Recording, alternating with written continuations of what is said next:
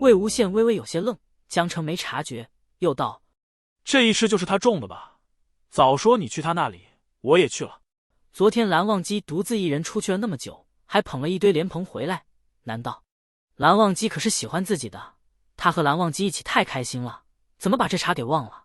魏无羡忽然把江澄手里的莲蓬抢了回去，还把桌上的那些全都抱在怀里，一脸老鹰护崽的模样。江澄被他搞懵了。魏无羡，你干嘛？魏无羡道：这些不能给你，你只配吃地上的。江澄一脸莫名其妙，他堂堂江宗主，云梦哪里的莲蓬他不能吃，怎么就只配吃地上的了？他还没得抗议，魏无羡已经抱着一堆莲蓬跑了。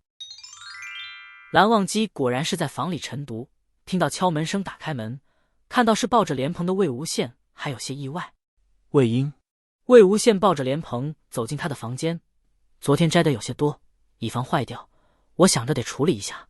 他把莲蓬放到蓝忘机的案几上，随意往地上一坐，笑眯眯的道：不过蓝湛，这些莲蓬我吃着有点熟悉，好像某个我说过的养水鬼的老头种的味道啊。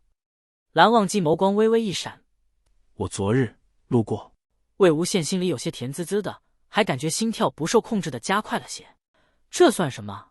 本来想蓝忘机来了莲花坞，魏无羡要使劲的撩他的，结果现在他反被蓝忘机不动声色的撩拨了。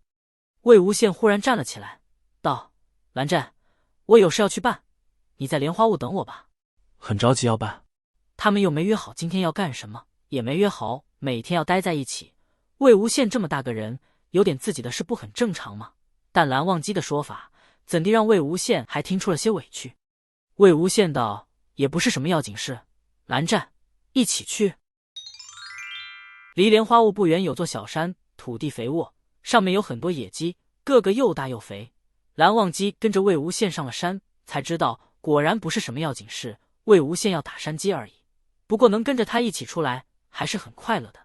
蓝忘机和魏无羡蹲在一处灌木丛后，魏无羡悄悄扒开一点缝隙，前方有不少只山鸡在悠闲地走，有些咯咯咯地叫着，有些时不时啄啄地上，但都如魏无羡所说，个个毛色鲜亮，有够肥的。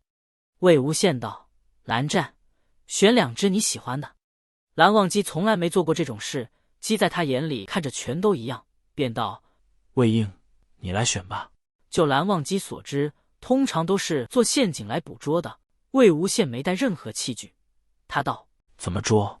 说着他的手还放到了剑柄上，准备随时让碧晨出鞘。魏无羡差点笑出来，怕把鸡吓跑了，赶紧捂住了嘴，低声道：韩光俊，用碧晨抓山鸡，碧晨要哭的吧？然后他在衣襟里掏了掏，拿出一把弹弓来，对蓝忘机眨了眨眼：用这个呀。魏无羡在地上选了2颗小石，拉开弓，闭起一只眼，瞄准了前方，道：蓝湛，圆形石块左起第3只，和他正前方那只怎么样？蓝忘机道声：好。魏无羡迅速一放，2颗石子破空飞出，一颗打中一只的大腿，颗打中另一只的翅膀，2只直接瘫倒在了地上。其他的山鸡发现情况有异，咯咯咯的叫着，一会就跑得没影了。魏无羡抓起那2只山鸡，一脸得意的跟蓝忘机分享诀窍，出手就必须一次性解决，不然都跑了，他们暂时是不会回来的。韩光俊给我的秘传，我保证你会成为全姑苏最会打山鸡的人。当然这种技能并没有什么作用，但蓝忘机也听得很认真。魏无羡把2只鸡塞到蓝忘机手上，道：还好，挺肥的，蓝湛，送你了。蓝忘机缓缓道：送我的。手上的2只山鸡似乎忽然就变得不一样了，特别的可爱。魏无羡挠挠头，就是莲蓬的回礼。他似乎有些不好意思的别扭，又道：其实以我的身手，一次打7、8只也不是问题，但我就怕和莲蓬一样，打多了吃不完。蓝忘机看看他们，又看看魏无羡，要吃的。江澄好不容易处理完事情，拖着疲惫的身体走出了世建堂时，已经是日暮时分。莲花坞内夕阳西下，照射着莲塘的美好景色，他都无暇欣赏。他只想尽快走到饭厅去品尝美味的晚餐。他经过前厅的小院时，忽然又折了回来。他本来以为是他看错了，特意走回来确认的，但他并没有看错。莲花坞前厅的小院里确实有2只鸡在悠闲的散步，一只的翅膀上和另一只的大腿上还缠着小小的绷带，有2个穿着紫衣的云梦江氏小门生正在追着撒米给他们喂饭。江城吼道：“你们2个在干什么？哪来的鸡那么金贵？”2个小门生一看是江城，吓得哆哆嗦嗦的实话实说：“宗主，韩光俊说他的鸡受伤了，关在笼子里养，对身心健康不好。然后魏公子就说放在院子里养，叫我们好好照顾着。”江城感觉更疲惫了，琢磨着蓝忘机要是在云梦江氏被魏无羡逼疯了，他要怎么跟姑苏蓝氏解释啊？要不现在就把这2个不知道为什么他就是觉得碍眼的赶出去吧。魏无羡看着江城扔给他的2个包袱，道：“江城，你干嘛？”江城一脸严肃的道：“魏无羡，你和蓝忘机出远门去玩吧，行不？”难得看江城那么严肃的样子，魏无羡还以为他能说出点什么正常的话来呢。魏无羡答都懒得答他，在他面前转了个圈。先别说那个，江城，看看我这衣服还行。他的衣服除了黑的就是黑的，款式也大同小异。说实话，江城根本看不出区别，不知道魏无羡问这话是什么意思，但他就是感受到了他最讨厌的那种像亲前的女人选衣服换来换去打扮自己的微妙的感觉。别人那样选衣服是讨厌，但魏无羡选衣服那就是惊悚了。江城忍着一身的鸡皮疙瘩道：“行不行又怎样？你穿那么好看，想去哪里？相亲啊？”魏无羡切了一声：“相亲有什么好选衣服的？”又一副他真不解风情的语气道：“我待会要和蓝湛出门夜猎，合着和蓝忘机出门夜猎比相亲还要重要是吧？”江城又忍不住翻了个白眼：“得，滚远点，深山老林妖魔鬼怪才多。”江城说不上来，只觉得魏无羡平时挺正常的，遇到蓝忘机才疯。蓝忘机原来也是正常的，但最近好像被魏无羡传染了，一块疯。这2人要继续在莲花坞蹦跶，江城就觉得自己是要真疯了，想着让这2人走远些，让他缓缓。魏无羡却道：“不远不远，蓝湛说就在附近，来得及回来吃晚饭。”也不管江城表现得多失望，魏无羡理了理衣服，蹦去找蓝忘机去了。事情是这样的，当初蓝忘机说是因为夜猎路过才经过云梦的，魏无羡关心他，时不时就问问他夜猎的事办得怎么样了，需不需要帮忙。蓝忘机可能实在编不下去了，昨晚和魏无羡约好，今天出门夜猎去。韩光俊做事可是滴水不漏的，说夜猎路过就是夜猎路过，但是夜猎更重要还是路过更重要，就不可而知了。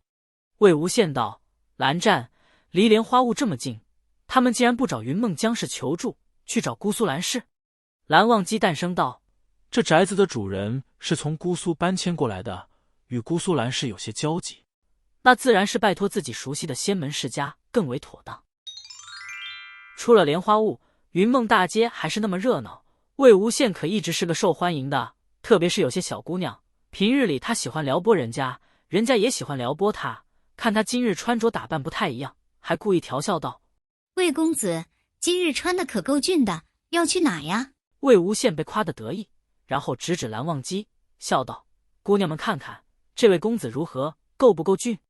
几位姑娘又笑道：“更俊。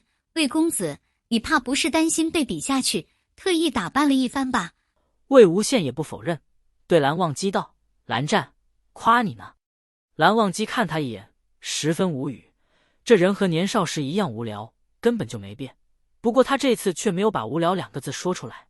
他不知道魏无羡为何忽然换了衣服，今日的打扮实在有些招人眼了。同样还是黑衣，不过这面料更轻薄些，在他走起路来的时候，长衣下摆会跟着翻飞，腰带上点缀着暗色的精致花纹，更显细腰长腿。魏无羡只想着自己今天这样好像还行，他换套漂亮衣裳，还不是因为蓝忘机这人他撩不动吗？在他撩过火时，蓝忘机还是会瞪他会发火的，但怎么都没有出现魏无羡想要的效果。魏无羡又想，是不是自己现在荒废度日太久了，蓝忘机已经嫌弃了。魏无羡赶紧把以前江燕里给他买的美美衣裳翻了出来，让自己重新做个俊男，也好让蓝忘机再找个机会把持不住。但魏无羡还是太小看蓝忘机了，别说把持不住了，蓝忘机连表情都没变一下，要不是他自己一直念叨，可能蓝忘机都没发现他换了衣服。